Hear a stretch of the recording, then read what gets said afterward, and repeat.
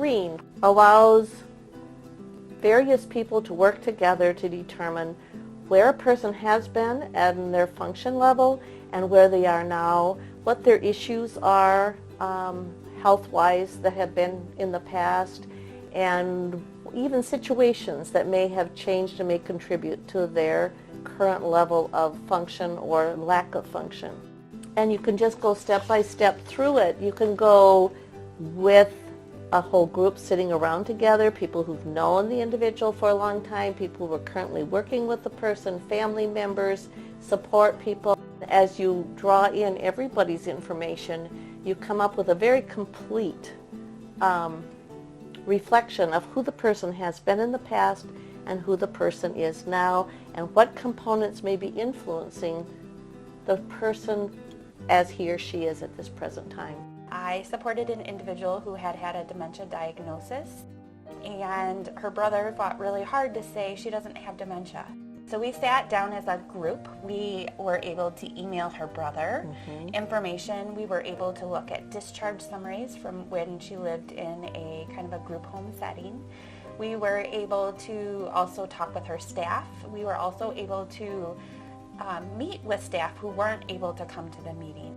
In the end, it was pretty clear that she had dementia and that it was true diagnosis this time. I think the other thing is that her primary physician got really on board with it, took a copy of the screen, and now as her team, we meet at least every 6 months and we update her screen every 6 months so that we can see where she's progressing, what she's doing, where we might need to bolster support, and it provides a common framework for us as a team to talk about what we're seeing as differences.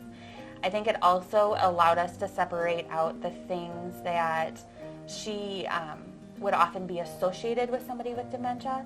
So she often talks to herself. She waves her hands in the air. She has imaginary friends. And so when you're meeting Sally for the first time and you see all of these things, you might think, oh my gosh, her dementia is getting worse, when in actuality, that's who she is. This is what her baseline is. It's okay that she talks to those imaginary friends, and often staff talk to them as well, because that's where she's at. Typically, when there's a question if someone has dementia, often there's a neuropsych evaluation done, and it's often not accurate because it's meant for people who've not had any disability to begin with.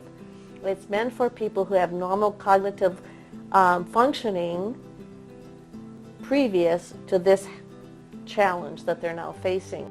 I think sometimes there's a fear of, oh, but I don't want to know what's going on. But by getting a better idea of what's happening and where the person is, we can better cope. And then there's strategies, and there's a few meds that can be somewhat helpful. When we're seeing declines in certain areas, it allows us, with a WIN nurse or with an OT or a PT, allows us to know what parts of the brain are being affected. So then we can boost up that support so that we know where that support is needed now versus having something bad happen and then figuring out what we need to do reactively. It's an early screening tool to help understand where somebody is in their journey of life and whether or not dementia is an aspect that now needs to be worked with. And I've also been starting to work with my teams who have people in their 30s. Because I think often what happens is we wait until we're concerned about a sign or something going on, and then all of a sudden it becomes trying to figure out, oh, is that new or is that not new? Young or older, whenever you can, don't be afraid of using it, and use it understanding it's a tool.